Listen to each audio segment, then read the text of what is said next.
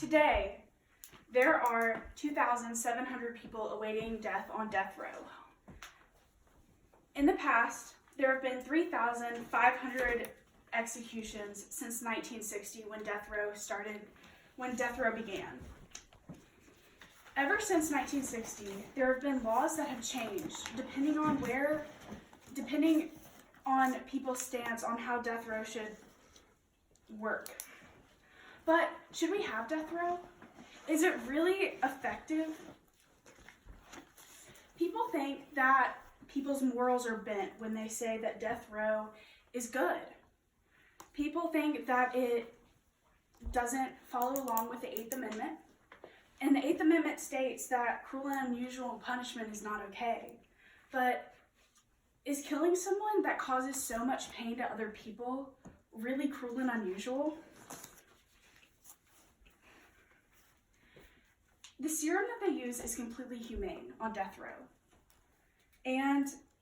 But the serum is kind of expensive, which kind of contradicts the point that people make that keeping prisoners in state or federal prisons isn't okay, because you spend so much money on resources.